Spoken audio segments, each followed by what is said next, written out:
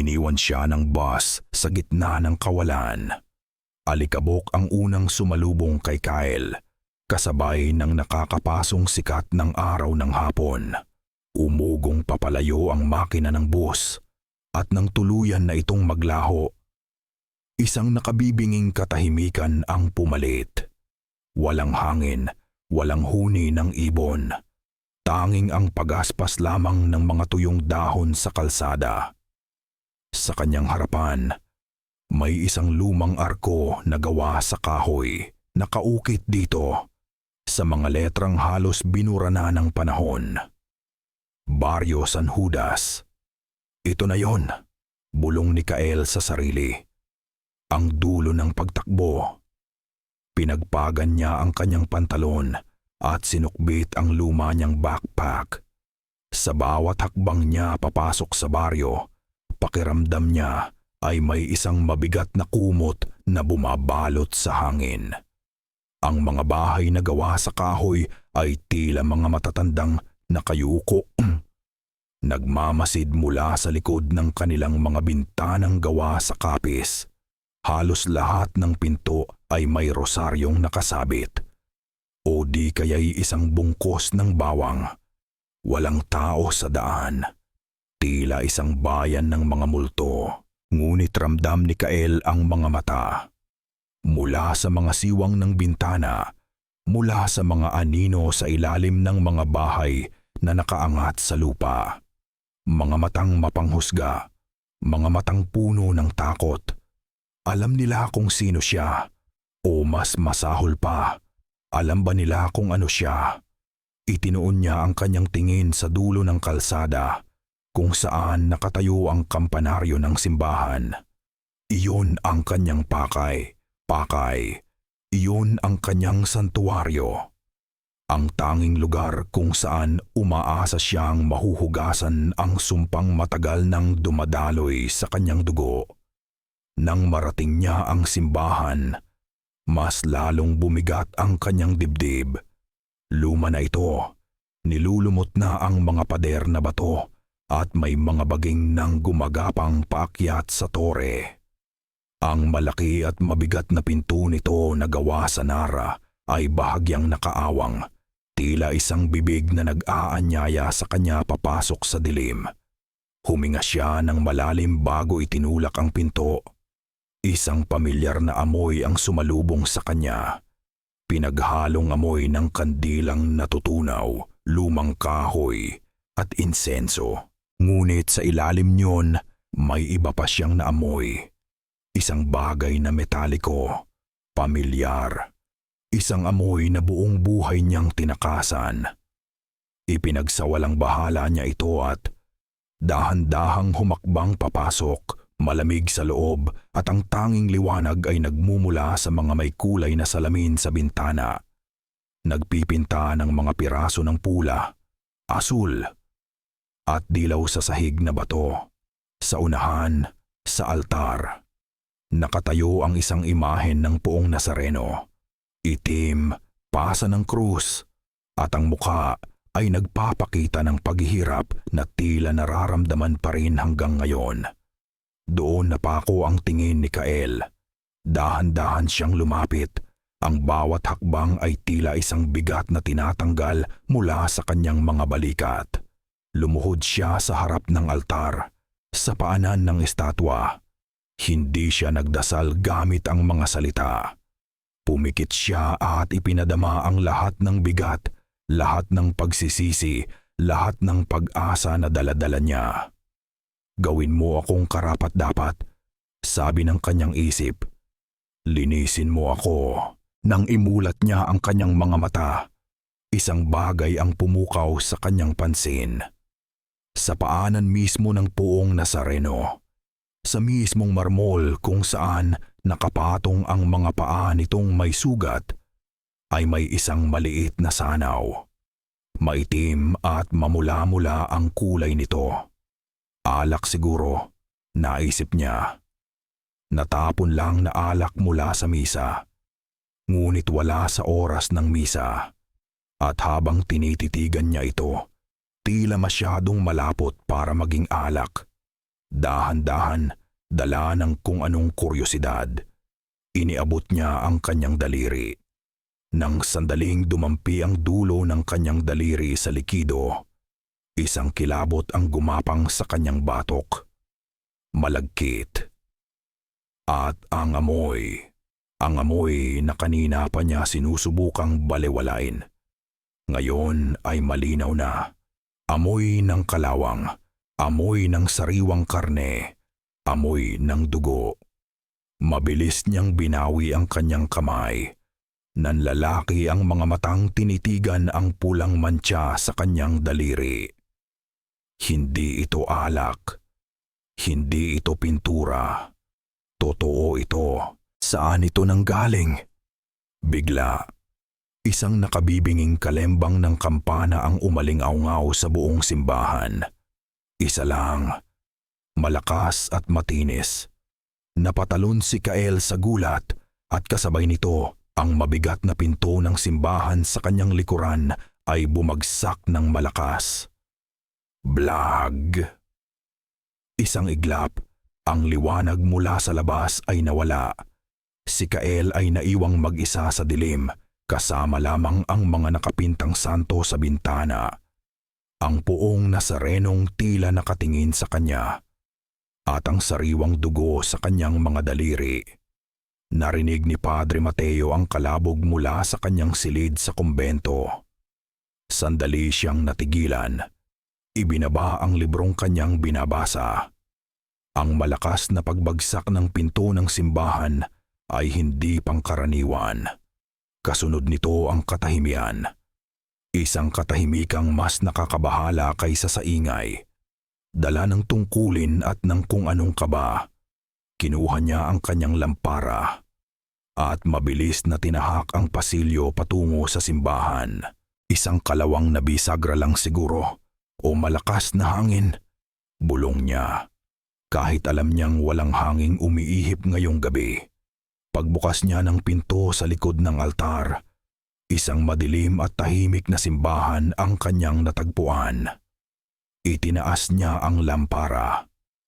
Ang liwanag nito ay gumapang sa mga lumang bangko, sa mga imahen ng santo na tila nakamasid sa dilim. At doon, sa paanan ng Nazareno, nakita niya ang isang anino. "Sino yan?" tanong niya. Ang kanyang boses ay umaling-aungaw sa loob. Ang anino ay gumalaw at dahan-dahang tumayo.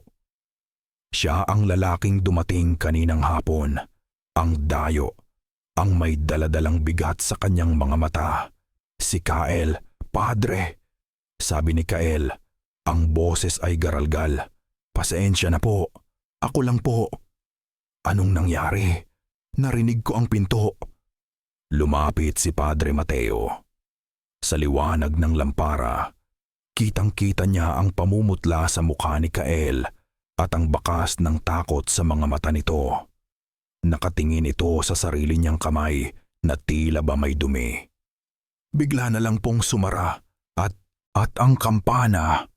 Ngumiti ng bahagya si Padre Mateo, isang ngiting pilit. "Huwag mong alalahanin. Sadyang matanda na ang simbahang ito. Mahilig maglaro ng kanyang sariling mga tunog.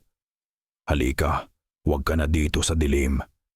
Nang akayin niya si Kael palayo sa altar, napansin niya ang maitim na mantsa sa sahig. "Ano yan? Natapong alak ba?" "Hindi ko po alam, Padre." Sinipat ito ng pari. "Mukhang kalawang lang na hinaluan ng natunaw na kandila. Huwag mo nang isipin." Sa kabila ng sariling paliwanag, hindi maalis sa isip ni Padre Mateo ang kakaibang kulay nito. Sakto namang bumukas ang pinto ng simbahan.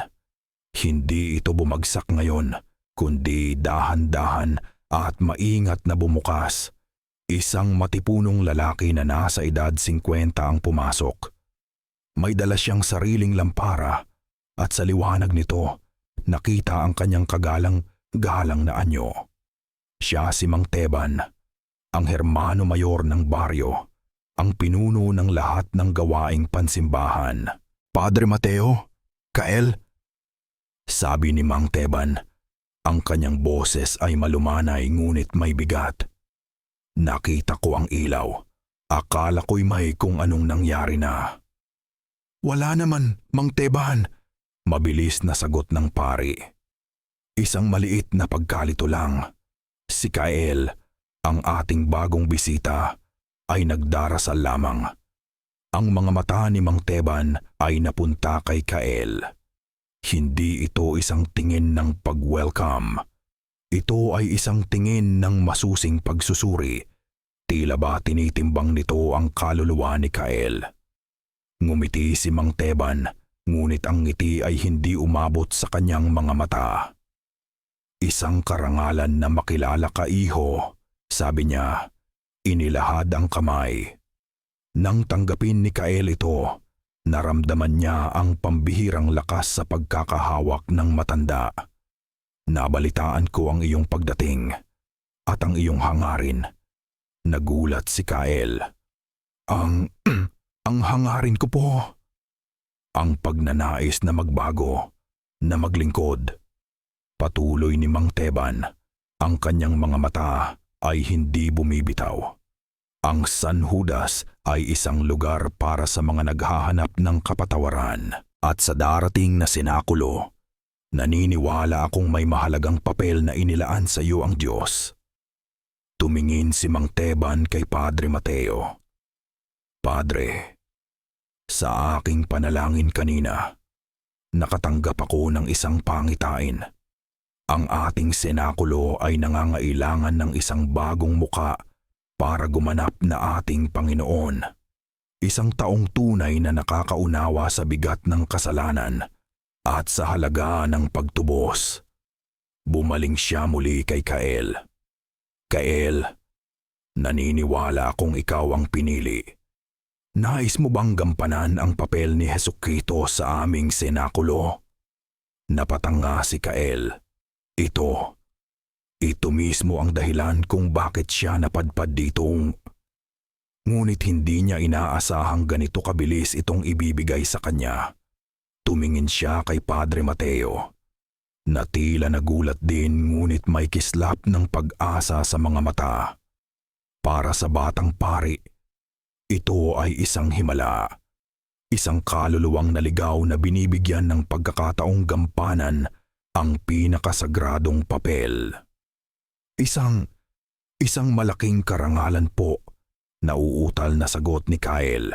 Mabuti, sabi ni Mang Teban, at sa pagkakataong ito, tila totoong-totoo na ang kanyang ngiti.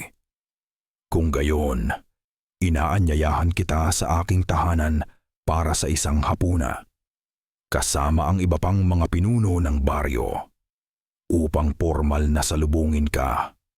Sinubukan ni Padre Mateo na itago ang isang maliit na kaba na biglang sumulpot sa kanyang dibdib. Masyadong mabilis, masyadong perpekto, ngunit sino siya para questionin ang gawa ng tadhana? Isang napakagandang balita niyan, Mang Teban. Isang tunay na biyaya.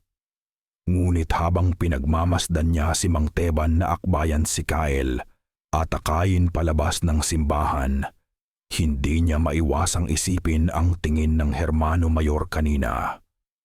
Hindi iyon tingin sa isang nawawalang tupa na natagpuan. Iyon ay tingin ng isang mangangasong nakahanap ng kanyang bibiktimahin. Nang gabing iyon, hindi mapakali si Padre Mateo sa kanyang silid.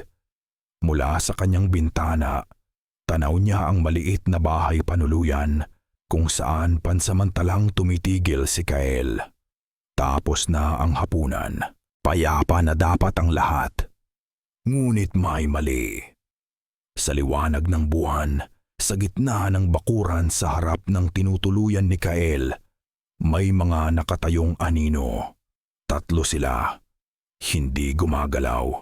Nakatayo lang. Kinilala niya ang isa sa kanila. Ang tindig, ang anyo. Si Mang Teban. Hindi sila nagsasalita. Hindi sila gumagawa ng kahit anong ingay.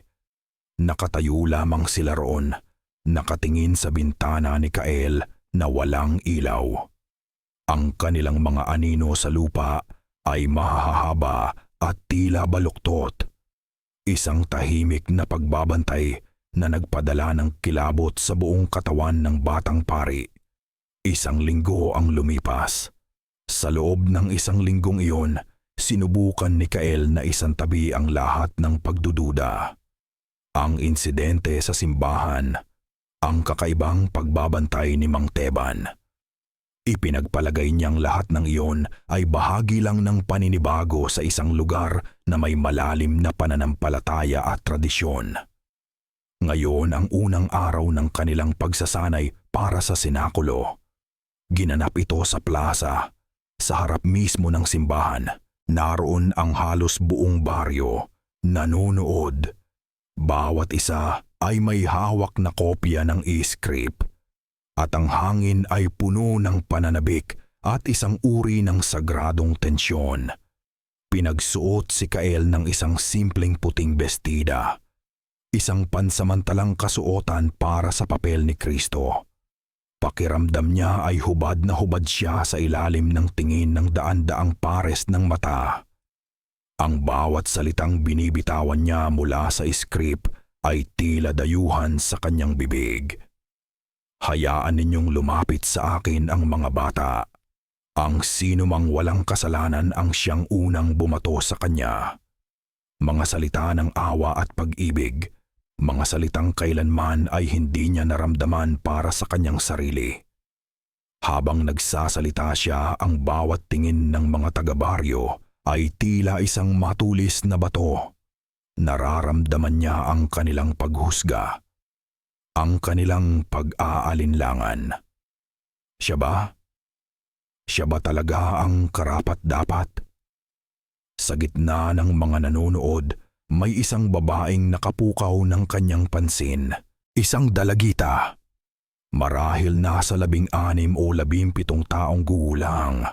Nakaupo ito sa unang hilera, kasama ang kanyang mga magulang. Elena ang pangalan niya.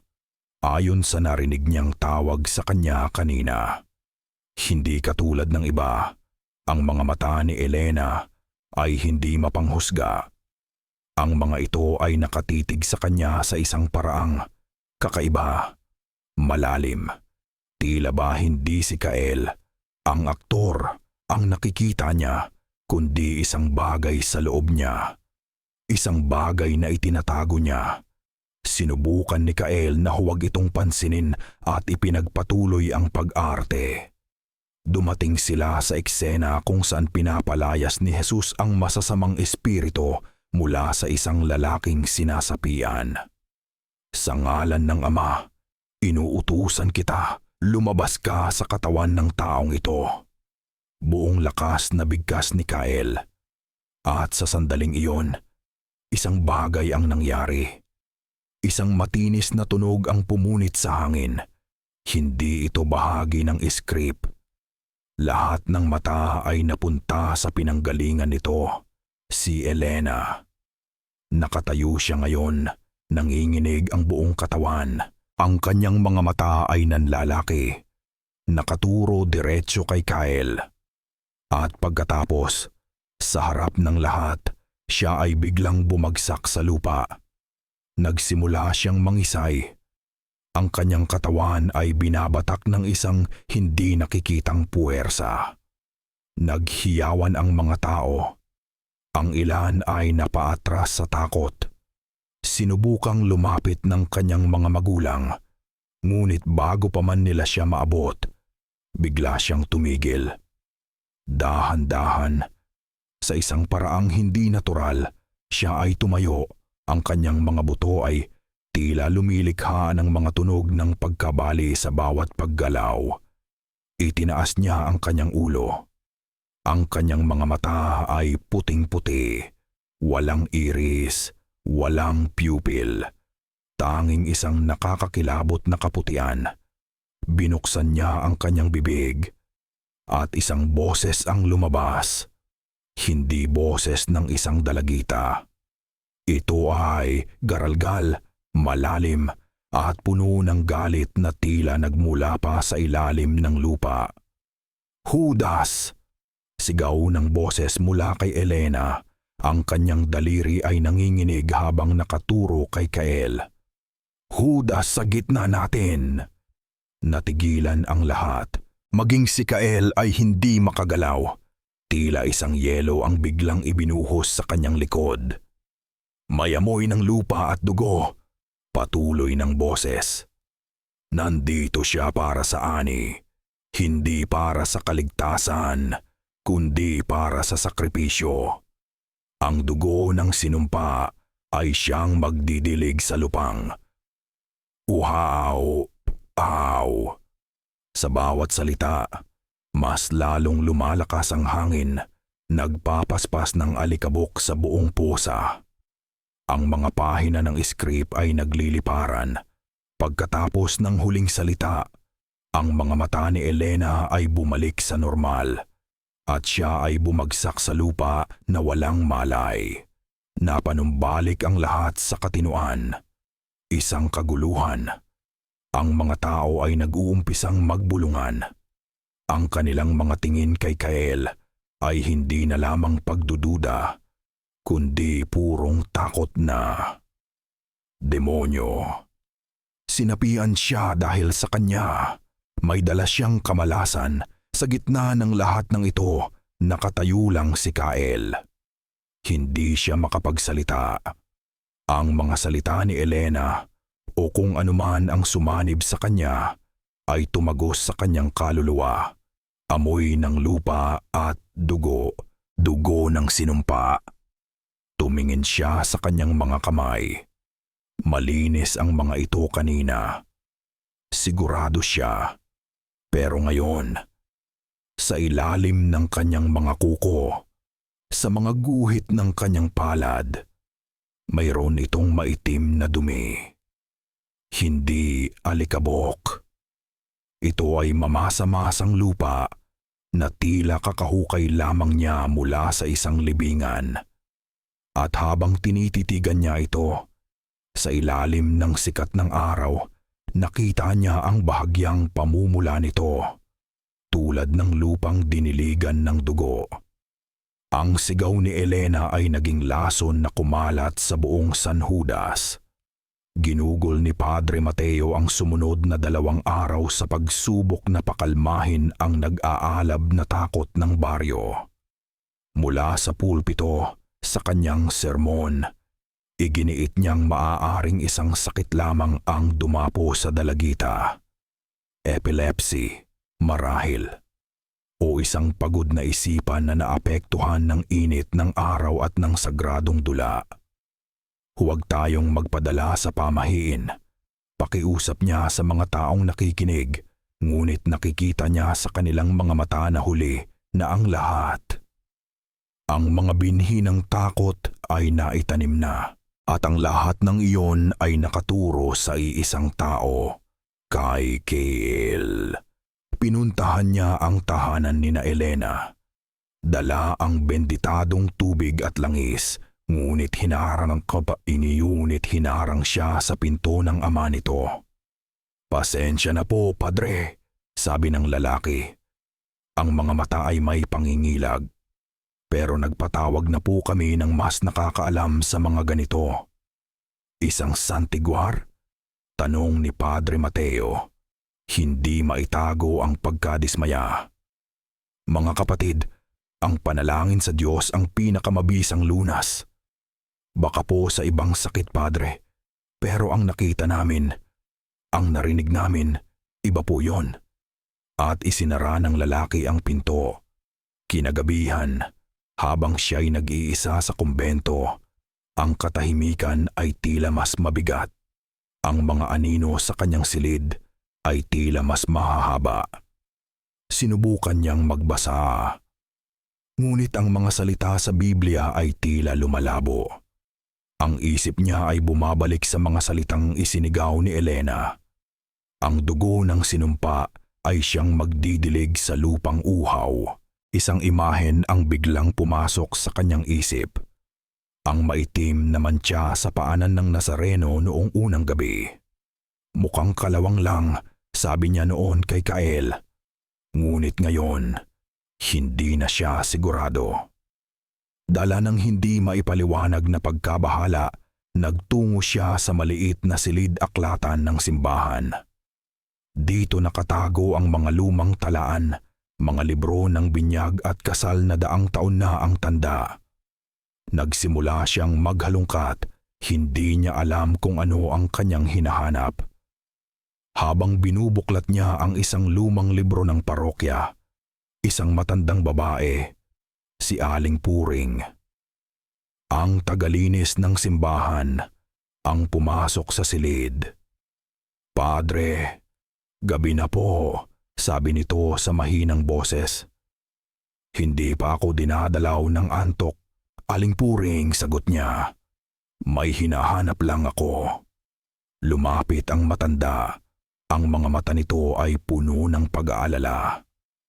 "Padre, mag-iingat po kayo.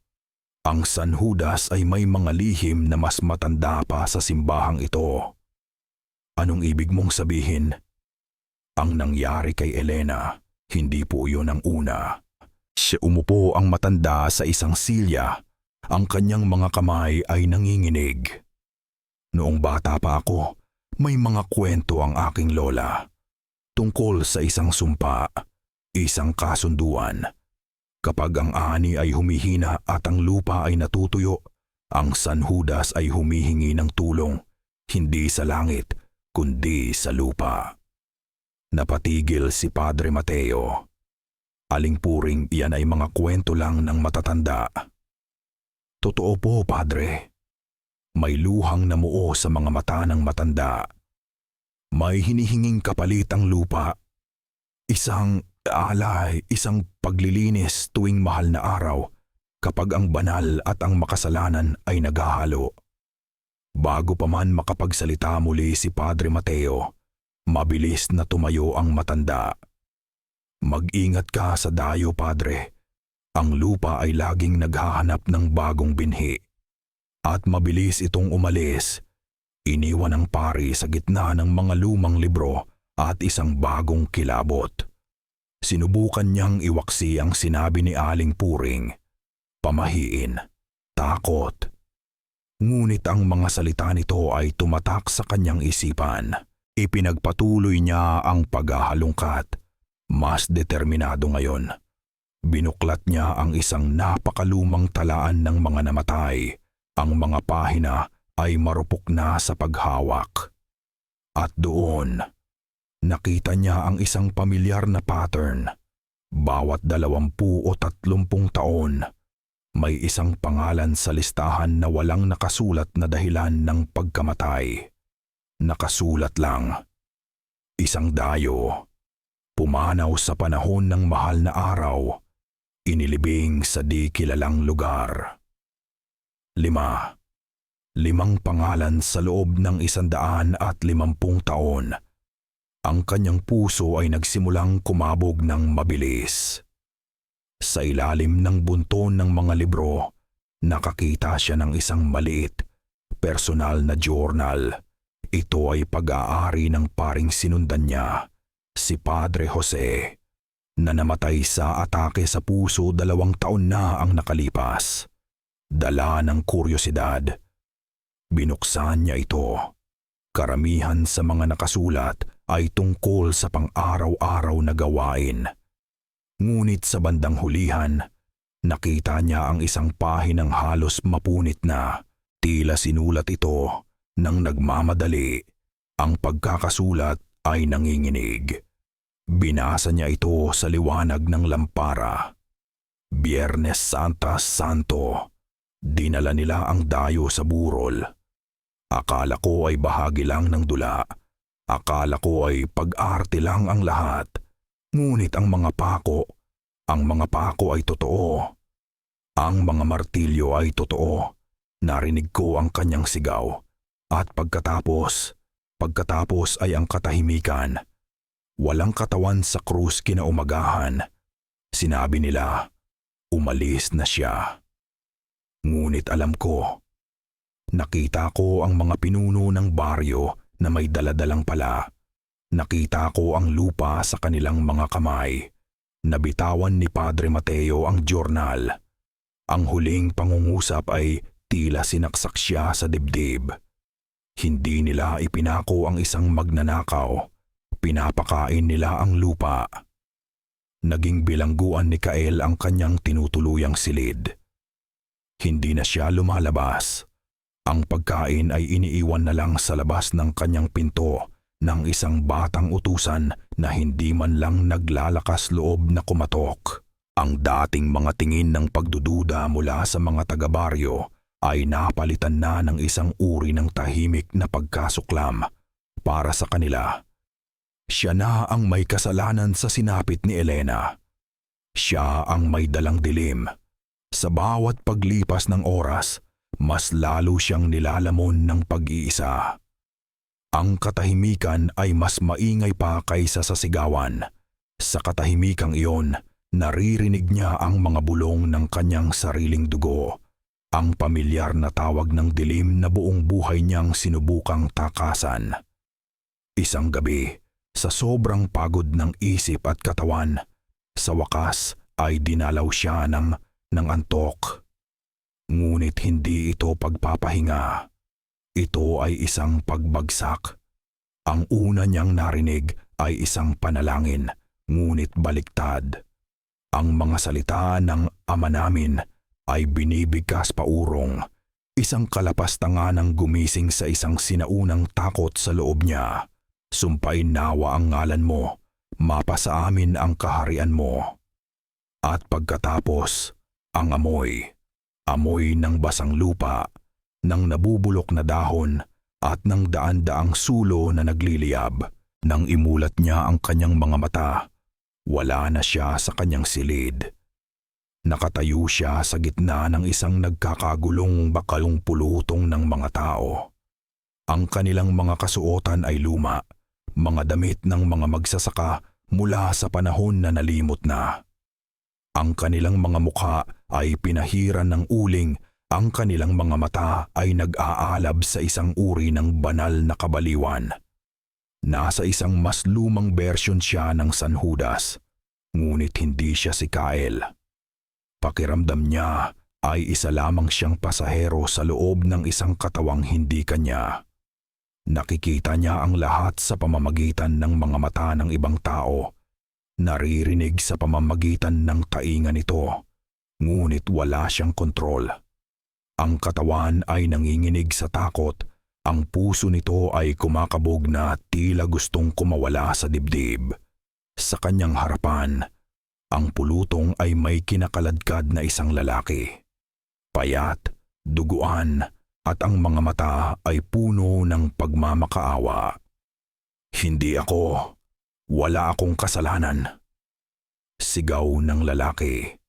Isang tao ang humakbang mula sa pulutong para harapin ang bilanggo. Ang mukha nito ay pamilyar. Ang tindig. Ito ay si Mang Teban. Ngunit mas bata, mas mabangis, at may kung anong galak sa kanyang mga mata. Ang lupa ay humihingi ng kapalit, sabi ng Mang Teban ng nakaraan. At ang iyong dugo ang siyang magpapataba dito. Kinaladkad nila ang lalaki paakyat sa isang burol. Ang parehong burol kung saan nakatayo ang simbahan ngayon. Ngunit noon, wala pang simbahan, tanging isang malaking puno ng balete na ang mga ugat ay tila mga ahas na gumagapang sa lupa. Si Kael, na bilanggo sa loob ng katawan ng isang tagamasid, ay napilitang sumunod. Bawat hakbang ay isang pagpapahirap. Gusto niyang pumikit, ngunit hindi niya kaya. Gusto niyang sumigaw, ngunit walang boses na lumalabas. Sa tuktok ng burol, sa tabi ng puno ng balete, may isang malalim na hukay. Maitim ang loob nito at tila may kung anong gumagalaw sa ilalim. Itinapon nila ang lalaki sa loob na walang awa. Ang sigaw ng lalaki ay biglang naputol at ang pumalit dito ay isang tunog na hinding-hindi malilimutan ni Kael. Isang tunog ng pagnguya. Isang malagkit, basang tunog. Tila ang mismong lupa ay may bibig at ngipin. At dahan-dahan nitong nilalamon ang kanyang biktima. Ang pulutong ay nagsimulang magdasal ng malakas. Ang kanilang mga boses ay naghahalo sa karimari-marim na tunog mula sa hukay. Isang nakakasindak na simponya ng pananampalataya at pagpatay. At doon, sa gitna ng bangungot, ang katawang sinasakyan ni Kael ay lumingon. At sa isang salamin na gawa sa isang piraso ng metal na hawak ng isa sa mga taga-baryo, nakita ni Kael ang mukha ng taong iyon. Ang mukha niya. Iyon ang mukha niya mismo. Isang malakas na sigaw ang kumawala sa kanyang lalamunan at sa isang iglap, nagising si Kael. Humahagok siya, basang-basa ng pawis. Ang kumot ay nakapulupot sa kanyang mga paa. Bumangon siya nanginginig at sinapo ang kanyang ulo. Panaginip lang. Isang masamang panaginip. Ngunit ang amoy ay naroon pa rin. Ang amoy ng basang lupa. Ang amoy ng dugo. Ang kanyang mga pandama. Ang mga pandamang aswang na matagal niyang kinasuklaman ay nagwawala. Bawat maliit na tunog sa labas ay tila isang dagundong. Bawat anino sa sulok ng kanyang silid ay tila may buhay. Ang kanyang katawan ay nagsasabi sa kanya ng isang bagay. Panganib.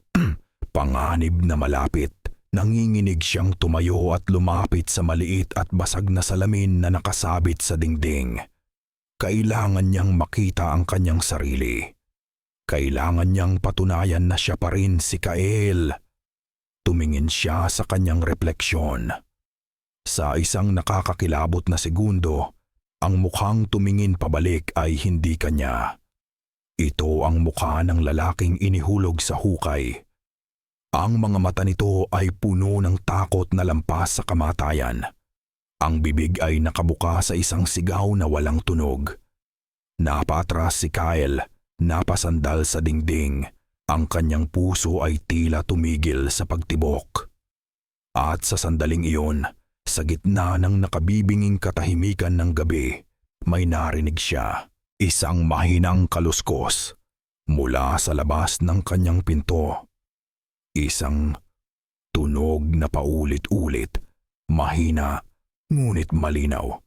Ang tunog ng isang kukong dahan-dahang kumakaskas sa kahoy. Hindi na nakatulog si Padre Mateo ng gabing iyon.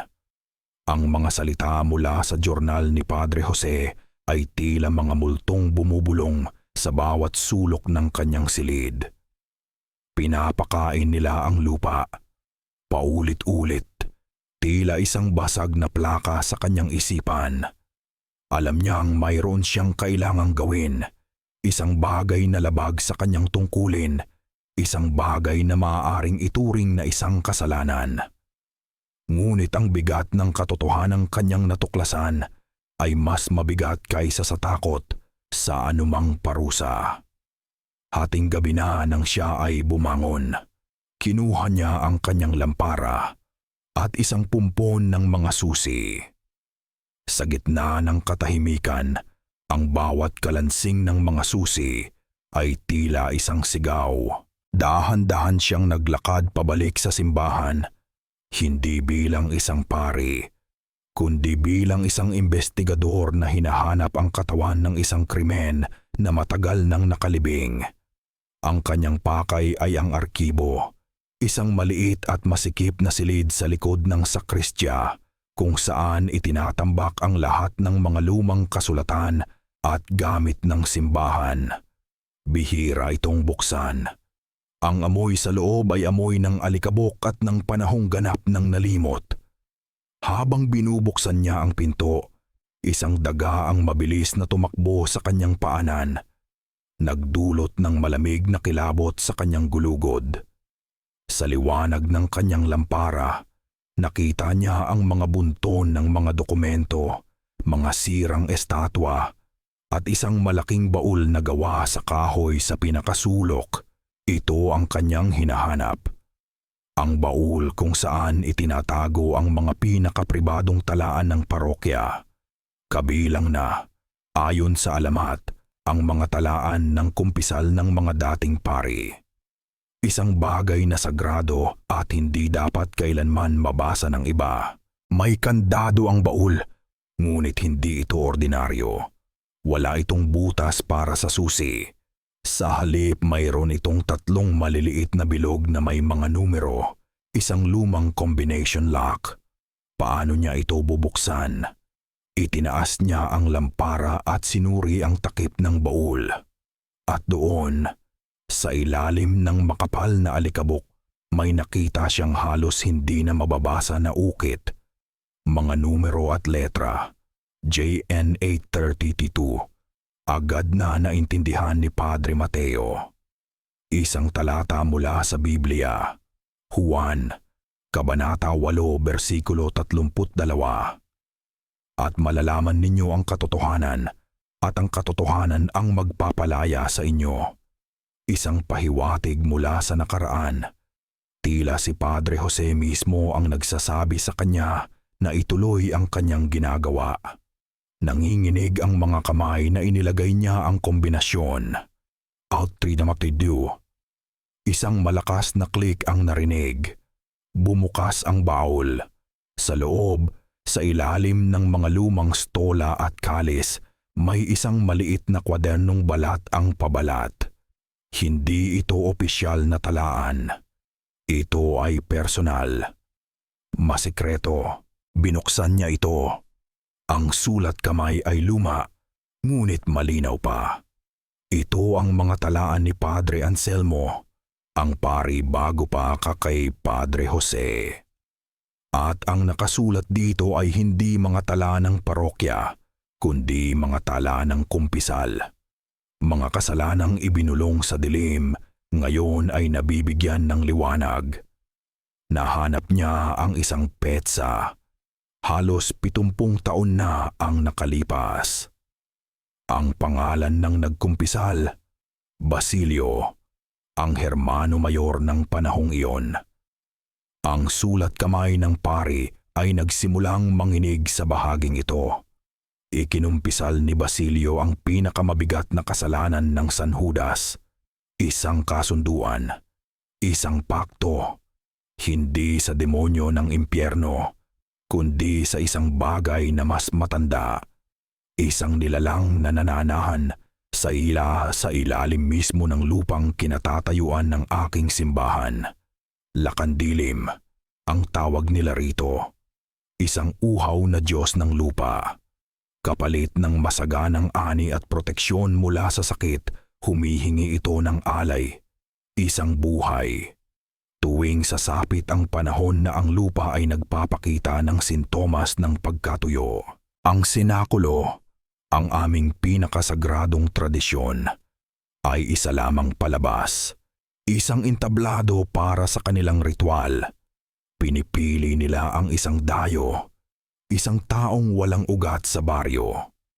Mas mabuti, ayon kay Basilio, kung ang dayo ay may dugong isinumpa, sapagkat ang dugo nito ay mas matamis para sa lakandilim.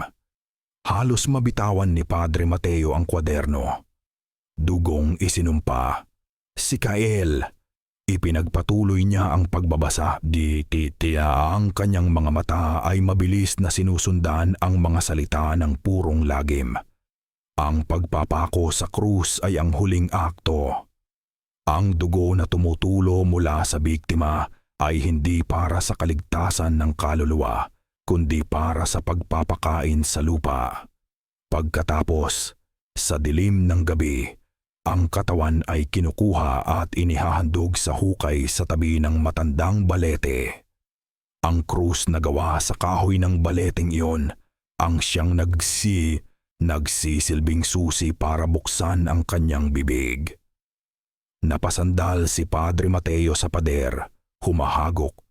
Ang lahat ng ito, ang buong pananampalataya ng baryo, ay nakatayo sa pundasyon ng isang karimari-marim na kasinungalingan.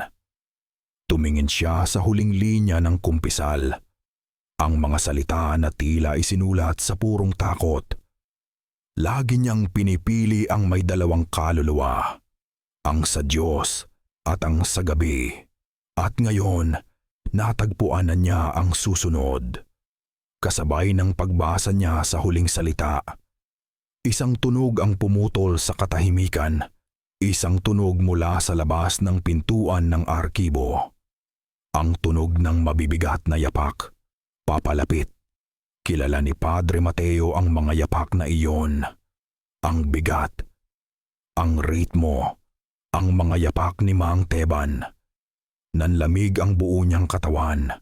Ang bawat tibok ng kanyang puso ay isang martilyo sa loob ng kanyang dibdib. Ang pagkaskas sa pinto, hindi ito imahinasyon. Totoo ito. Dahan-dahan, kumuha si Kael ng isang upuan. Itinaas ito na parang sandata. Naglakad siya papunta sa pinto. Ang bawat hakbang ay maingat at walang tunog. Sino man o anuman ang nasa labas, handa siya. Sino yan? Tanong niya. Ang boses ay nanginginig. Ang pagkaskas ay tumigil. Isang sandali ng katahimikan. At pagkatapos, isang pamilyar na boses ang sumagot, puno ng pagmamadali at takot. Kael, si Padre Mateo to. Patawarin mo ako. Buksan mo ang pinto. Dali! Nakahinga ng maluwag si Kael, ngunit panandalian lang. Ang takot sa boses ng pari ay mas nakakakilabot pa kaysa sa katahimikan. Mabilis niyang binuksan ang pinto. Ang itsura ni Padre Mateo ay hindi itsura ng isang alagad ng Diyos. Ang kanyang damit ay gusot, ang kanyang buhok ay gulo, at ang kanyang mga mata ay nanlalaki sa isang uri ng takot na hindi pa nakikita ni Kael kailanman. Pumasok ito at agad na isinara at nilak ang pinto. Padre, anong? Wala tayong oras. Putol ng pari. Ang kanyang paghinga ay mabilis. Hinawakan niya si Kael sa balikat. Kael, makinig ka. Ang lahat ng nangyayari, hindi ito aksidente. Hindi sinasapian si Elena. At ang senakulo ay isang bitag. Ibuhos ni Padre Mateo ang lahat. Ang journal ni Padre Jose. Ang lihim na talaan ng kumpisal, ang kasunduan sa isang nilalang na tinatawag na lakandilim, ang mga dayong nawawala, ang pag-aalay ng dugo. Habang nagsasalita ang pari, ang mga piraso ng bangungot ni Kael ay nagsimulang magkabit-kabit. Ang panaginip, ang mga taong may sulo, ang hukay, ang lalaking kamukha niya, ang amoy ng lupa at dugo. Hindi ito panaginip. Ito ay isang alaala na dumadaloy sa kanyang dugo. Pinili ka nila, Kael, sabi ni Padre Mateo. Ang boses ay basag. Dahil sa iyong... dahil sa kung ano ka. Para sa kanila, ikaw ang perpektong alay. Isang malamig na katotohanan ang bumalot kay Kael. Ang kanyang paghahanap ng kaligtasan ay isang paglalakbay papunta sa kanyang sariling kamatayan. Ang mga taong pinagkatiwalaan niya ay ang kanyang mga magiging berdugo. Si Elena, bulong ni Kael. Ang mga sinabi niya, hindi kanya isinusumpa. Mabilis na sagot ng pari. Nagbababala siya. Kung anuman ang espiritong nasa kanya, sinusubukan nitong iligtas ka. Siya ang susi. Kael, kailangan nating malaman kung ano pa ang alam niya. Alam nilang mapanganib ito, ngunit wala na silang ibang pagpipilian. Sa dilim ng gabi, dumaan sila sa likuran, gumagapang sa mga anino ng baryo na ngayon ay tila isang malaking bitag. Nakarating sila sa bahay ni na Elena. Tahimik ang lahat. maingat nilang sinilip sa bintana ng kanyang silid. Nakahiga ang dalagita sa kanyang kama, ngunit hindi siya tulog. Nakatitig siya sa kisame. Ang kanyang mga mata ay bukas at walang emosyon. Dahan-dahang binuksan ni Kael ang bintana. Pumasok sila sa silid na walang ingay. Nang makita sila ni Elena, walang gulat sa kanyang mukha. Tanging isang malalim na kalungkutan. Hindi nagsalita si Padre Mateo. Sa halip, lumuhod siya sa tabi ng kama. Hindi siya naglabas ng krus o rosaryo. Inilagay niya lamang ang kanyang kamay sa ibabaw ng noo ng dalagita. "Hindi kami naparito para saktan ka," mahinang sabi ng pari. Ang kanyang boses ay puno ng awa. "Hindi kami naparito para palayasin ka. Sino ka man, kaluluwang naliligaw, nais naming makinig." Isang bagay ang nagbago sa hangin. Ang tensyon ay nawala. Dahan-dahang pumikit si Elena. Nang magmulat siyang muli, ang kanyang mga mata ay tila mas matanda, puno ng mga siglo ng pighati. Nang magsalita siya, ang boses ay hindi na sigaw, kundi isang malinaw at malungkot na bulong ng isang babae. "Matagal na akong naghihintay," sabi ng espiritu sa pamamagitan ni Elena. "Ako ang isa sa mga nauna. Ang aking pamilya, pinaratangan nilang aswang upang maging perpektong alay. Ang aming dugo ang unang pumawi sa uhaw ng lakandilim. Ikinuwento nito ang lahat. Ang kasunduan, ang kasinungalingan na bumalot sa senakulo. Ang bawat henerasyon ng Hermano Mayor ay siyang nagpapatuloy ng madugong tradisyon." "Bakit ako?" tanong ni Kael. Ang kanyang boses ay halos hindi marinig. "Dahil ang iyong dugo ay kumakanta sa kanya," sagot ng espiritu. "Ang dugo ng gabi. Ito ang pinakamatamis na handog, ngunit ang iyong dugo ay may dalang lakas din. Ang lakas na kaya siyang labanan." Tumingin ito ng diretso kay Kael. Ang mga mata nito ay puno ng isang kagyat na babala. "Ang krus," sabi nito, "ang krus na ipapapasan sa iyo. Hindi iyan ordinaryong kahoy. Iyan ay galing sa puso ng puno ng balete na sinumpa, ang mismong altar ng lakandilim. Sa sandaling dumikit ang iyong dugo sa kahoy na iyon, sa sandaling ipako ka nila gamit ang mga pako ng ritual, ang iyong lakas ay hihigupin. Ikaw ay magiging susi na ganap na magbubukas sa kanyang kapangyarihan." "Ang krus ang susi," ulit ni Padre Mateo. Nauunawaan na ngayon ang lahat. Bigla ang mga mata ng espiritu ay nanlaki sa takot. Hindi takot para sa sarili, kundi para sa kanila. Ang kanyang ulo ay biglang lumingon sa bintana. "Umalis na kayo!" sigaw nito. Ang boses ni Elena ay nagbabalik na, puno ng sindak. "Bakit? Anong? Nandyan na sila!" Kasabay ng kanyang sigaw, isang liwanag ang biglang sumilaw mula sa labas. At isa pa, mga sulo. Daan-daang nagliliyab na sulo. Napapaligiran na ng buong baryo ang bahay. "Doon sa likod," sigaw ni Padre Mateo. Walang oras para mag-isip. Ang mga sigawan mula sa labas ay papalapit na, kasabay ng tunog ng mga yabag at ang kahol ng mga aso.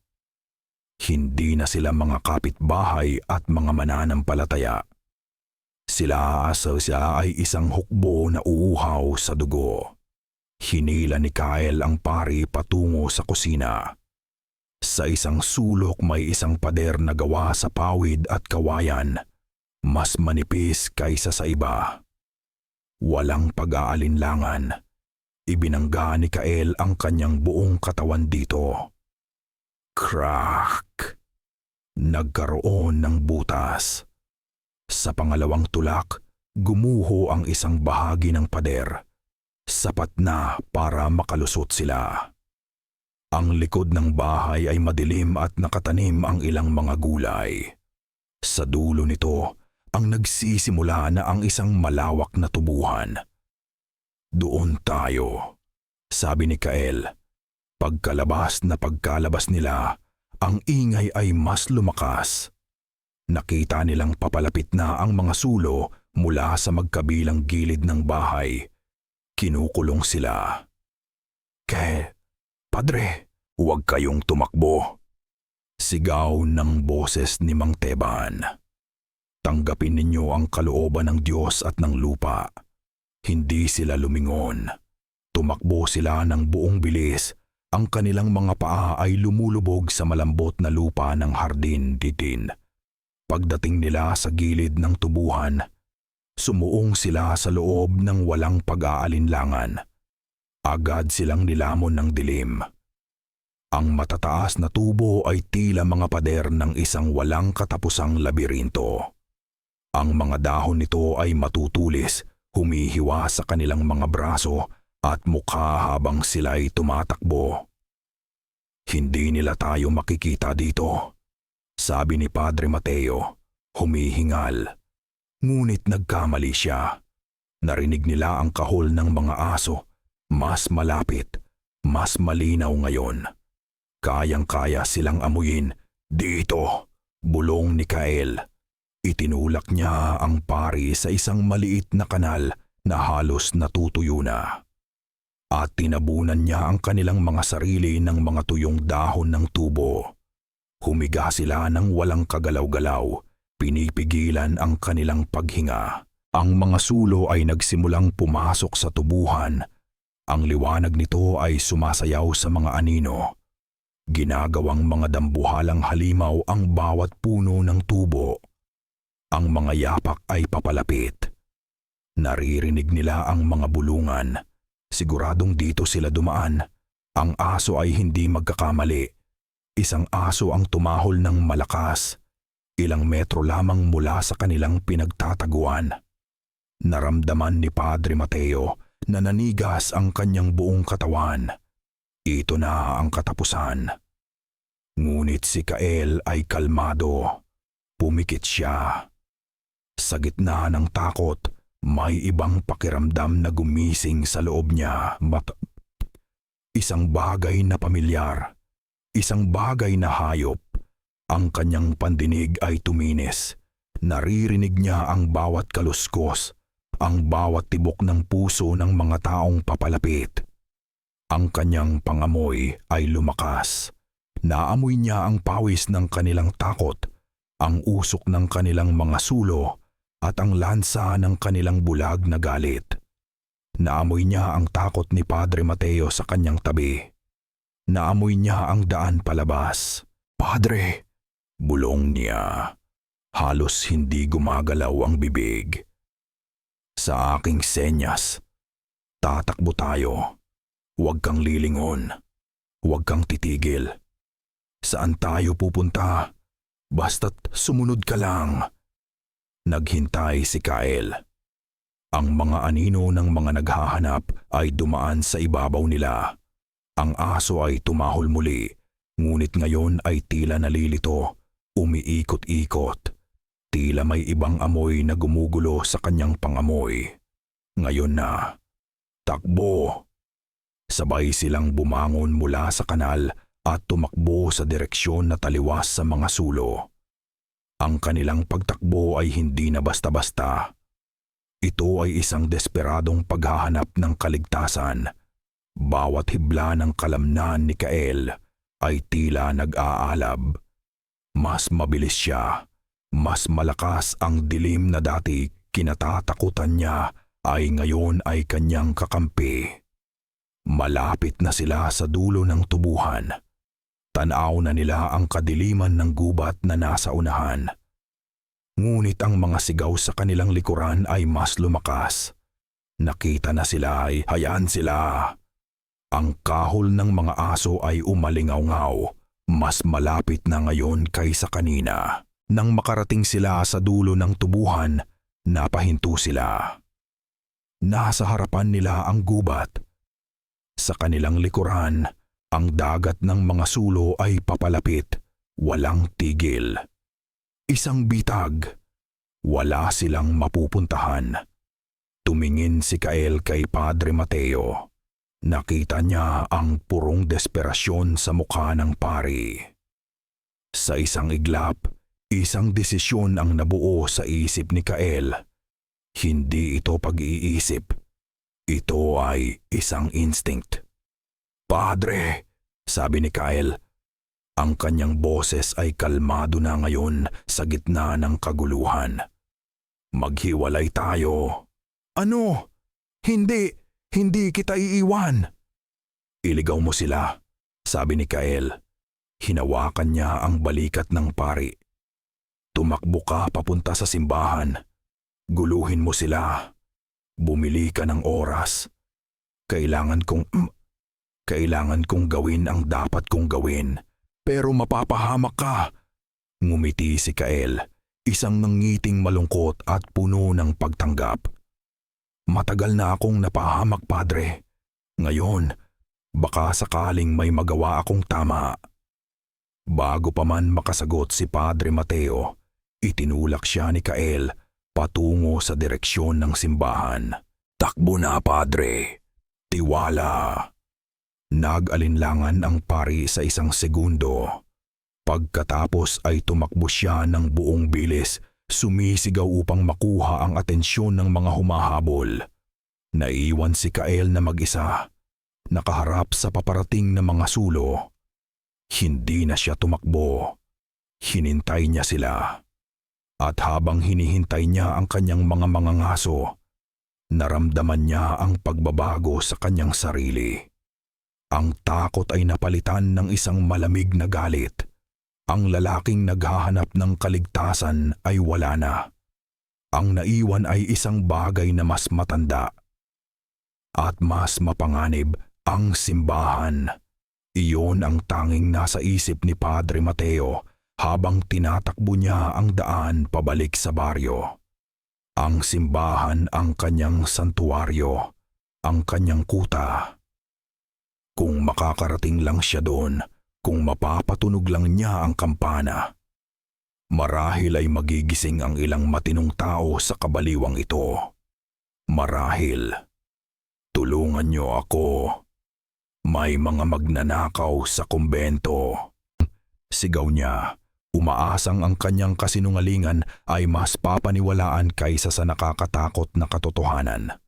Gaya ng inaasahan ni Kael, ang mga humahabol nang makita ang isang takbong takot na pari ay nag-alinlangan. Ang iba ay sumunod kay Padre Mateo, habang ang iba naman ay nagpatuloy sa paghahanap kay Kael sa gilid ng gubat. Nahati ang kanilang puwersa. Nakabigay ito ng oras. Hingal kabayo si Padre Mateo nang marating niya ang pinto ng simbahan. Nanginginig ang kanyang mga kamay. Habang kinakapa niya ang susi mula sa kanyang bulsa, sa wakas, pumasok ito sa seradura. Pinihit niya ito at itinulak ang mabigat na pinto. Pumasok siya sa loob at mabilis na isinara ito. Ligtas. Sa isang saglit, naramdaman niyang ligtas siya. Ngunit ang pakiramdam ay isang kasinungalingan. Nang lumingon siya, hindi dilim ang kanyang nakita. Sa gitna ng simbahan, sa harap ng altar, may mga nakasinding kandila. At sa liwanag nito, naghihintay ang ilang mga anino. Sila ang mga matatanda ng baryo, mga miyembro ng konseho ng parokya. At sa gitna nila, nakatayo si Mang Teban. Ang kanyang muka ay kalmado na tila ba inaasahan na niya ang pagdating ng pari. "Magandang gabi, Padre," sabi ni Mang Teban. Ang kanyang boses ay walang bahid ng galit, tanging isang malamig na pagkadismaya. Nagtataka kami kung saan ka nagpunta. Muntik ka nang mahuli sa ating paghahanda. Ano? Anong ibig sabihin nito? Tanong ni Padre Mateo. Kahit alam na niya ang sagot. Ang kanyang pagtakbo pabalik sa simbahan ay hindi isang pagtakas.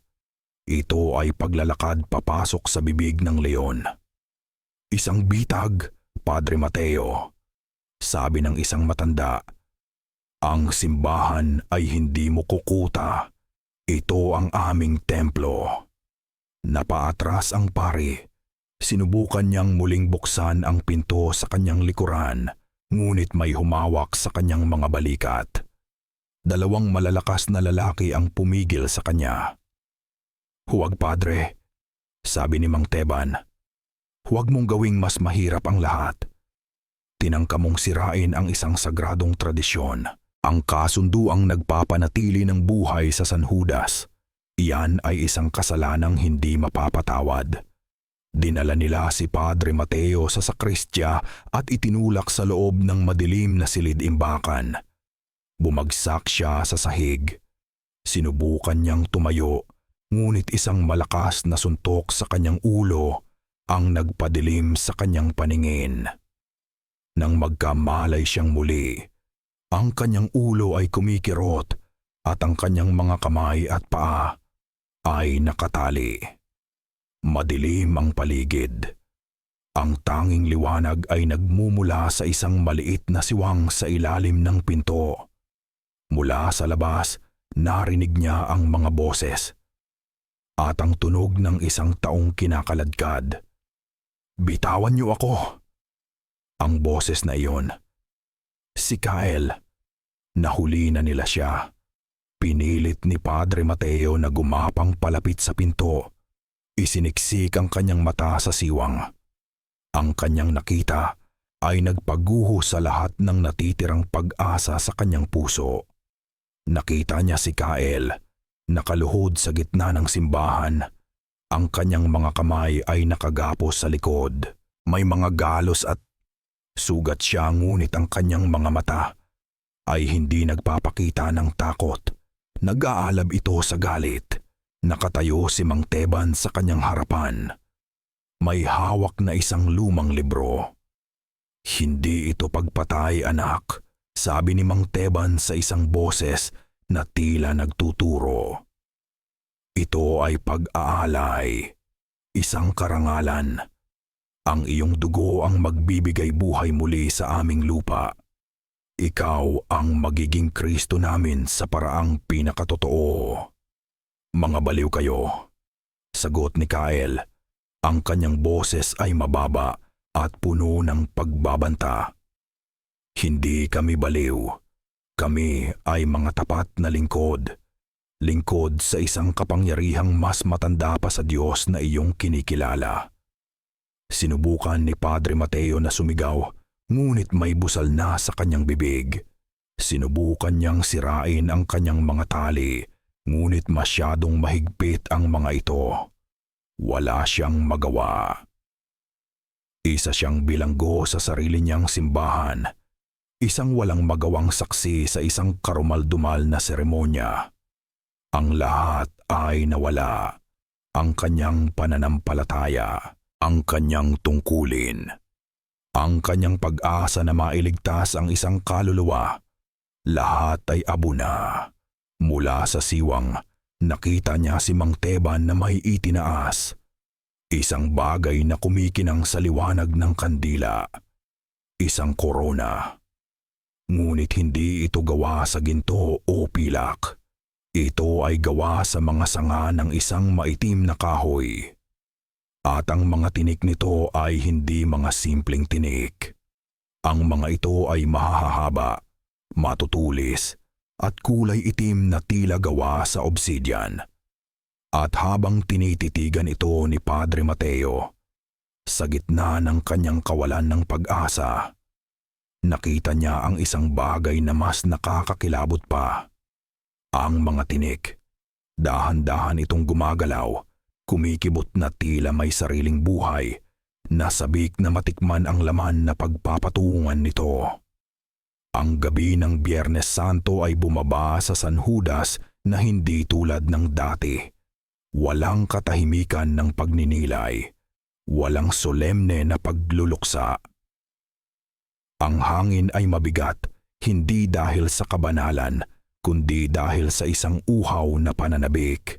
Isang kolektibong kabaliwan ang sumanib sa buong baryo. Mula sa simbahan, itinulak palabas si Kael. Ang liwanag mula sa daan-daang sulo at kandila na hawak ng mga tao ay halos bumulag sa kanya. Ang kanyang damit ay punit-punit at ang koronang tinik ay marahas na ipinatong sa kanyang ulo. Bawat maliit na paggalaw ay nagpapadala ng matutulis na kirot sa kanyang anit at naramdaman niya ang mainit na agos ng dugo na nagsimulang dumaloy sa kanyang mukha. Hindi ito ordinaryong sakit. Bawat tinik ay tila may lason, isang bagay na malamig na gumagapang sa kanyang mga ugat, sinusubukang patulugin ang kanyang isipan, sinusubukang pasukuin ang kanyang espiritu. Lumakad ka. Sigaw ng isang lalaking nakabihis na sundalong Romano at isang dulo ng sibat ang tumusok sa kanyang likod. Isang mabigat na bagay ang ipinatong sa kanyang balikat. Ang krus. Nang sandaling dumampi ang magaspang na kahoy sa kanyang balat. Isang kuryente ng itim na enerhiya ang gumapang sa buo niyang katawan. Ito ang kahoy mula sa panaginip. Ang kahoy mula sa puno ng balete. Ang susi. Ramdam niya ang gutom nito. Ang pagnanais nitong higupin ang kanyang lakas, ang kanyang buhay. Purihin ang Kristo ng San Judas. Sigaw ni Mang Teban na ngayon ay nakabihis na tila isang mataas na saserdote. Ang kanyang mga mata ay nagliliyab sa panatisismo. Purihin. Sagot ng buong baryo, isang sigaw na umalingaw-ngaw sa gabi. At nagsimula ang prosesyon. Isang prosesyon ng mga hinatulan. Si Kael, ang hinatulang sakripisyo, at ang buong baryo na hinatulan ng kanilang sariling mga kasalanan. Pilit siyang pinalakad sa mga makikitid na kalye ng San Judas. Ang daan na minsan niyang nilakaran na may pag-asa ay ngayon ay ang kanyang Via Dolorosa. Ang mga taong dati tinitingnan siya ng may pagdududa ay ngayon ay dinuduraan siya. Binabato ng maliliit na bato at hinahampas ng mga sanga. Mangkukulam, anak ng demonyo, peste. Ang bawat salita ay isang latigo. Ang bawat suntok ay isang martilyo. Ngunit sa gitna ng lahat ng sakit at kahihiyan, isang kakaibang bagay ang nagsimulang mangyari sa loob ni Kael. Ang kanyang panalangin ay hindi na para sa kaligtasan. Wala ng Diyos na nakikinig sa lugar na ito. Ang kanyang panalangin ay naging isang uri ng mantra. Isang pagtanggap. Hindi ako sa kanila. Hindi ako sa Diyos. Ako ay sa aking sarili. Ang sakit ay hindi na nakakaparalisa. Bagkus, ito ay nagiging panggatong. Bawat dura, bawat bato, bawat insulto. Lahat ng iyon ay ginigising ang isang bagay na matagal na niyang pinipigilang matulog. Ang apoy sa kanyang dugo. Ang lakas ng kanyang lahi.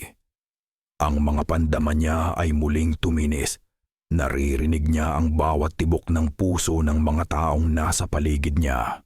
Ang iba ay mabilis dahil sa galit.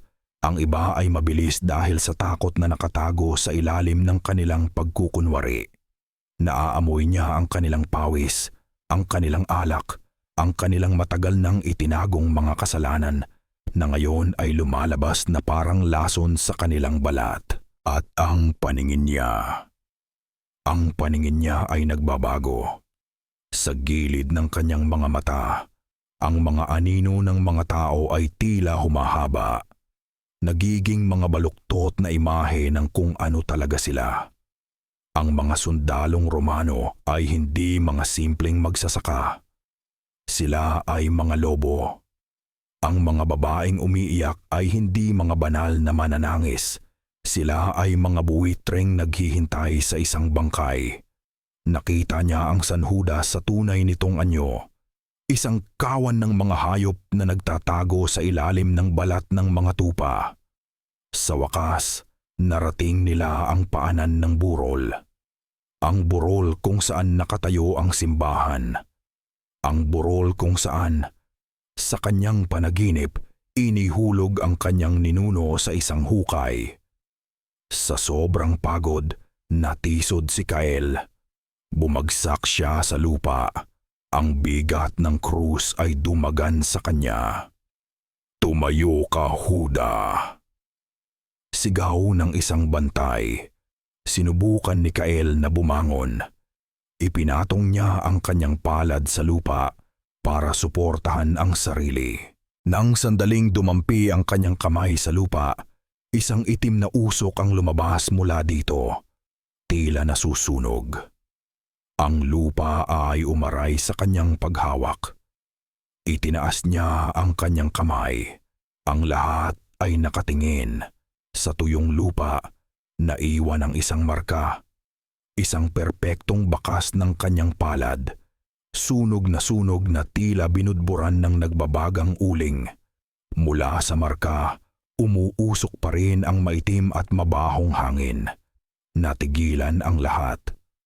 Maging si Mang Teban ay napaatras ng isang hakbang. Sa isang iglap, ang prosesyon ay hindi na isang pag-aalay. Ito ay naging isang pagtutuos. Dahan-dahang tumayo si Kael. Hindi na siya ang biktimang kinakaladkad. Itinaas niya ang kanyang ulo at ang dugong dumadaloy mula sa koronang tinik ay tila isang korona ng giyera. Tumingin siya sa mga mata ni Mang Teban at sa kauna-unahang pagkakataon, hindi takot ang nakita ng Hermano Mayor. Nakita niya ang gabi mismo, nagkatawang tao at naghihintay. Sa loob ng madilim na silid-imbakan, nagpupumigla si Padre Mateo. Ang bawat sigaw, bawat tunog mula sa prosesyon sa labas ay tila isang kutsilyong humihiwa sa kanyang kaluluwa. Sa wakas, sa tulong ng isang matulis na gilid ng isang lumang aparador, unti-unti niyang naputol ang lubid sa kanyang mga kamay. Malaya na siya. Ngunit para saan? Ginigiyagis ng desperasyon. Tumakbo siya palabas ng sakristya at dumiretso sa kampanaryo. Kung ito na ang huli kong gagawin, bulong niya sa sarili. Malalaman ng langit ang kabuktutang nangyayari dito. Hinila niya ang makapal na lubid ng kampana. Ngunit walang tunog. Sinubukan niya muli. Wala. Tumingala siya at nakita niya ang dahilan. Ang dila ng kampana ay binalutan ng makapal na basahan. Pinlano nila ang lahat. Walang makakarinig sa kanyang sigaw. Walang tutulong, ngunit hindi siya sumuko. Tumakbo siya palabas ng simbahan, patungo sa tuktok ng burol kung saan dinadala si Kael. Sasalubungin niya ang mga ito. Kakausapin niya ang mga tao. Ang mga taong minsan niyang tinawag na kanyang kawan, POV. Kael, dinala nila siya sa tuktok ng burol, sa tabi mismo ng matandang puno ng balete. Ang hukay mula sa kanyang panaginip ay naroon, ngunit ngayon ay may takip itong isang malaking bato. Sa tabi nito, ibinaba nila ang krus. Ito na ang oras ng pagtubos. Sigaw ni Mang Teban. Itinaas ang isang malaki at kinakalawang na martilyo at 3 mahahabang pako. Ibinaba nila si Kael sa ibabaw ng krus, iniunat ang kanyang mga braso. Hinawakan siya ng 4 na malalakas na lalaki. Handa na ang lahat para sa huling akto. Habang itinatapat ni Mang Teban ang dulo ng pako sa kanyang palad, tumingin si Kael sa mga mata ng matanda. "Hindi nyo alam kung ano ang ginigising nyo," sabi ni Kael. Ang kanyang boses ay kalmado at puno ng lamig. "Ginigising namin ang aming kaligtasan," sagot ni Mang Teban, at itinaas ang martilyo. Ngunit bago pa man ito bumagsak, isang sigaw ang pumunit sa hangin. "Tigil!" Si Padre Mateo. Tumakbo siya sa gitna ng lahat. Ang kanyang sutana ay punit-punit. Ang kanyang muka ay puno ng matuwid na galit. Humarap siya sa mga tao. "Mga kapatid, mga bulag, hindi ito ang kalooban ng Diyos. Ito ay pagsamba sa demonyo. Ang inyong kasaganaan ay itinayo sa dugo ng mga inosente." Itinuro niya si Mang Teban, at ang taong ito ay hindi propeta. Siya ay isang sinungaling na pari ng isang huwad na Diyos. Natigilan ang ilan sa mga tao.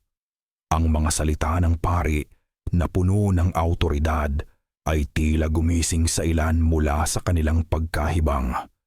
Ngunit huli na ang lahat. "Huwag kayong makinig sa kanya," sigaw ni Mang Teban. "Ito ay isang pagsubok. Ibigay na ang alay." At ibinagsak niya ang martilyo. Ngunit hindi nito tinamaan ang pako. Sa huling sandali, isang hindi makataong lakas ang bumuhos sa katawan ni Kael. Ang kanyang mga mata ay naging ganap na itim. Sa isang malakas na sigaw na hindi tunog tao kundi tunog halimaw, pinatid niya ang pagkakahawak ng mga lalaki. Hinawakan niya ang krus na kanyang hinihigaan. Gawa ito sa matigas at mabigat na kahoy, ngunit sa kanyang mga kamay, ito ay tila isang simpleng patpat. Itinaas niya ito at ibinali sa dalawa. Crack! Ang tunog ng pagkabali ng kahoy ay umaling-aungaw sa buong burol. At mula sa nabaling puso ng krus, isang itim at malagkit na likido na parang alkitran ang nagsimulang tumulo papunta sa lupa. Ang lupa ay nagsimulang manginig. Ang batong nakatakip sa hukay ay nagkaroon ng mga bitak at mula sa mga bitak, isang maitim na usok ang lumabas. May kasamang amoy ng nabubulok na lupa at libu-libong taon ng pagkagutom. "Ibigay mo sa kanya ang alay," sigaw ni Mang Teban. Ang kanyang panatisismo ay napalitan na ng purong takot. Ang usok ay nagsimulang maghugis. Hindi ito isang halimaw na may mga sungay at pangil. Ito ay isang bagay na mas masahol pa. Isang gumagalaw na anyo ng lupa, mga ugat ng puno, at umiikot na mga anino. Isang buhay na bangungot. Ang lakandilim. Ngunit ang nilalang ay hindi tumingin kay Kael. Lumingon ito sa pinakamalapit na pinagmumulan ng takot at pananampalataya. Lumingon ito sa mga taga-baryo. Isang ugat na parang latigo ang humampas sa isang lalaki at ito ay agad na naging tuyot na parang dahon bago pa man bumagsak sa lupa. Nagsimula ang kaguluhan. Ang mga dating mga ngaso ay ngayon ay mga biktimang nagsisigawan at nagtatakbuhan. Nakita ni Mang Teban ang nangyayari. Ang kanyang inaalagaang Diyos ay bumaling laban sa kanila. "Hindi! Ang alay! Kunin niyo ang alay!" Ngunit wala nang nakikinig. Sa gitna ng kaguluhan, nakatayo si Kael. Sa kanyang tabi, si Padre Mateo ay nagdarasal. Hindi para sa sarili, kundi para sa mga kaluluwa ng mga taong naligaw. Lumingon ang lakandilim kay Kael, at kay Kael lumingon si Mang Teban, may hawak na ngayong isang itak. "Ikaw ang may kasalanan nito," sigaw ng matanda, at sumugod ito kay Kael. Ngunit bago pa man siya makalapit, humarang ang lakandilim. Isang anino ang bumalot kay Mang Teban. Narinig ang kanyang sigaw, isang sigaw ng hindi mailarawang sakit, at pagkatapos ay katahimikan. Nang mawala ang anino, wala nang Mang Teban. Tanging isang tumpok ng alikabok na lang ang naiwan. Tumingin ang lakandilim kay Kael. Ito na ang pagtutuos. Hinayaan ni Kael na ganap na dumaloy ang kanyang dugo. Ang kanyang mga kuko ay humaba at tumulis. Ang kanyang mga mata ay nakakakita sa dilim na bumabalot sa nilalang. Hindi niya ito inatake. Tumakbo siya hindi palayo, kundi paikot, papunta sa matandang puno ng balete. Naintindihan niya ngayon. Ang nilalang ay hindi tunay na narito. Ito ay isang anino lamang. Ang puso nito ay wala sa anyong ito. Ang puso nito ay nasa lugar kung saan ito ipinanganak. Sinuntok ni Kael ang puno ng balete. Yang balat ng puno ay kasing tigas ng bato, ngunit ang kanyang lakas ay hindi na pangkaraniwan. Gumuho ang isang bahagi nito. Inilalantad ang isang butas sa loob at sa gitna. May isang bagay na tumitibok, isang maitim, baluktot, at kumikinang na bagay na kahawig ng isang puso na gawa sa kahoy at bato. Ang puso ng lakandilim. Nang makita ng anyo ng anino kung ano ang gagawin ni Kael, sumugod ito sa kanya ng buong bilis. Ngunit alam ni Kael na wala na siyang oras. May isang huling pagpipilian na kailangan niyang gawin. Hindi para sa Diyos, hindi para sa mga tao, kundi para sa sarili. Ipinasok niya ang kanyang kamay sa butas ng puno. Hinawakan niya ang tumitibok na puso ng kadiliman. Isang nakakapasong sakit ang gumapang sa kanyang buong braso. Isang purong kasamaan na sinusubukang lamunin ang kanyang kaluluwa. At sa lahat ng natitira niyang lakas, hinugot niya ito. Nang sandaling mahugot ni Kael ang maitim na puso mula sa puno, isang sigaw na hindi mula sa lalamunan ng tao o hayop ang pumunit sa kalangitan. Ito ay ang sigaw ng mismong lupa, isang sigaw ng paghihingalo. Ang anyo ng anino ng lakandilim na malapit ng lamunin si Kael ay biglang natigilan. Nagsimula itong maghiwa-hiwalay na parang usok na hinihipan ng malakas na hangin. Ang mga ugat ay naging alikabok. Ang mga anino ay bumalik sa kanilang pinanggalingan. Sa loob ng ilang segundo, ang halimaw na naghasik ng lagim sa loob ng daan-daang taon ay naglaho. Iniwan lamang ang amoy ng basang lupa at ng isang sinaunang kasalanan. Kasabay nito, ang puso sa kamay ni Kael ay nagsimulang maging abo. Ang itim na enerhiya ay mabilis na nawala. At bago pa man ito tuluyang maglaho, ito ay naging isang ordinaryong piraso ng patay na kahoy. At pagkatapos ay naging alikabok na tinangay ng hangin. Nawala ang lahat ng lakas sa katawan ni Kael. Bumagsak siya sa kanyang mga tuhod, humihingal. Ang kanyang katawan ay nanginginig mula sa sakit at pagod. Ang kanyang mga kuko ay bumalik sa normal. Ang itim sa kanyang mga mata ay dahan-dahang nawala. Ipinapakita muli ang isang lalaking pagod na sa pakikipaglaban. Sa ibaba ng burol, ang kaguluhan ay tumigil. Nang ang unang sinag ng araw ng Sabado de Gloria ay tumama sa tuktok ng burol, hindi nito inilawan ang isang tagumpay. Inilawan nito ang isang trahedya. Ang ilang mga taga-baryo ay nakahandusay sa lupa, mga walang buhay na saksi sa kabaliwang kanilang pinaniwalaan. Ang mga nakaligtas, ang karamihan, ay nakatayo o nakaluhod, tulala. Ang apoy ng kanilang panatisismo ay namatay na, at ang pumalit dito ay ang malamig at basang abo ng katotohanan. Tiningnan nila ang kanilang mga kamay na may dugo at dumi. Tiningnan nila ang kanilang mga kapitbahay na nasawi. At pagkatapos, tumingin sila kay Kyle na nakaluhod sa tuktok ng burol. Walang nagsalita. Ang katahimikan ay mas mabigat kaysa sa kahit anong sigaw. Ito ay ang katahimikan ng kolektibong pagkakasala. Ang katahimikan ng kahihiyan. Dahan-dahang lumapit si Padre Mateo kay Kyle. Lumuhod siya sa kanyang tabi, hindi na bilang isang pari sa isang makasalanan, kundi bilang isang tao sa isang taong nagligtas sa kanya. Kinuha niya ang isang piraso ng tela mula sa kanyang sutana at dahan-dahang pinunasan ang dugo sa mukha ni Kyle. Sa kauna-unahang pagkakataon mula nang dumating siya sa Sanhuhudas, ngumiti si Kyle. Isang nangiting pagod, ngunit totoo. Isang nangiting payapa. Sa ibaba, isang tao ang nagsimulang gumalaw. Si Elena, kasama ang kanyang mga magulang.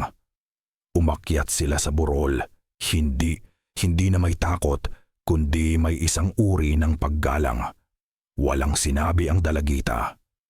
Kumuha lamang siya ng isang maliit na puting bulaklak mula sa damuhan at maingat na inilapag ito sa lupa sa harap ni Kyle. Isang simpleng alay, isang tahimik na pasasalamat. Ilang buwan ang lumipas. Ang Sanhudas ay hindi na bumalik sa dati. Ang kasaganaan na dulot ng madugong kasunduan ay unti-unting nawala. Ang mga ani ay humina, ngunit walang nagreklamo. Tinanggap nila ito bilang kanilang parusa. Ang simbahan ay muling itinayo, hindi bilang isang bahay ng isang Diyos na nangangako ng kasaganaan, kundi bilang isang paalala ng kanilang mga kasalanan at ng kanilang mamahaling kaligtasan. Si Kyle ay nanatili. Hindi na siya ang dayong naghahanap ng pagpapatawad. Siya ay naging isang tahimik na tagabantay. Tinulungan niya si Padre Mateo sa pag-aayos ng simbahan. Ang kanyang mga kamay, na minsan niyang kinatakutan na kayang pumatay, ay natutong magkumpuni, magtanim at magpagaling. Minsan, may mga taong lumalapit sa kanya, hindi para sa dasal, kundi para sa payo, para sa tulong. Natuto siyang kontrolin ang lakas sa loob niya, hindi para itago ito, kundi para gamitin ito sa paraang hindi niya kailanman inakala. Isang hapon, habang sila ni Padre Mateo ay nagpapahinga sa ilalim ng puno sa harap ng bagong pinturang simbahan, nagtanong ang pari. "Sa tingin mo ba, Kyle?" sabi nito. "Pinatawad ka na ng Diyos?" Tumingin si Kyle sa kanyang mga palad. Ang mga pilat ng kanyang nakaraan ay naroon pa rin. Ngunit hindi na sila masakit. Sila ay mga mapa na lamang ng isang paglalakbay na kanyang nalampasan. Tumingin siya sa payapang baryo, sa mga taong dahan-dahang natututong mabuhay muli. "Hindi ko alam, Padre," sagot niya. Ang kanyang boses ay kalmado at buo. "Pero sa wakas, natutunan ko ng patawarin ang sarili ko." At sa Sanhudas, sa isang lugar na minsan ay pinagharian ng dilim, iyon ay sapat na. At dito nagtatapos ang madilim at madugong kwento ng Baryo Sanhudas at ang paghahanap ng kapatawaran ni Kyle.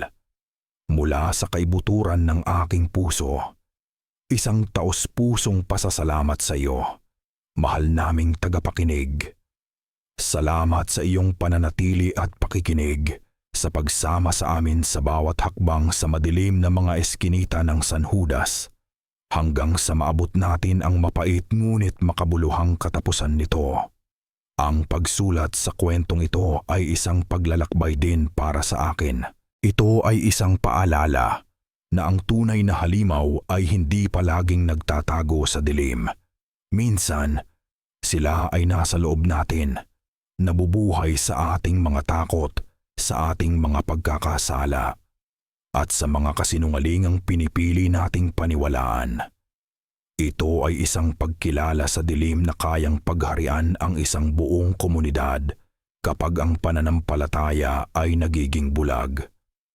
Pero higit sa lahat, ang kwento ni Kael at ni Padre Mateo ay isang kwento ng pag-asa. Isang kwento na nagsasabing kahit sa pinakamadilim na gabi, mayroong pag-asang sisikat ang araw. Na ang tunay na kabanalan ay hindi nasusukat sa mga ritual, kundi sa mga pagpiling ginagawa natin kapag tayo ay nasa bingit ng kawalan. At ang pinakamahalagang pagpapatawad ay hindi ang hinihingi natin sa iba, kundi ang ipinagkakaloob natin sa ating mga sarili. Nais kong marinig ang inyong mga saloobin. Ano ang inyong naramdaman habang nakikinig sa kwento? Anong bahagi ang pinakatumatak sa inyo? At anong aral ang inyong napulot mula sa paglalakbay ni Kael? Mangyaring iwanan ang inyong mga komento sa ibababa. Bawat isa ay aking babasahin at pahahalagahan hanggang sa muli nating pagkikita sa isa na namang kwentong magpapatindig ng inyong mga balahibo. Ako ang inyong tagapagkuwento, laging nagpapaalala na mag-ingat sa mga bulong ng dilim. Maraming salamat at laging mag-ingat.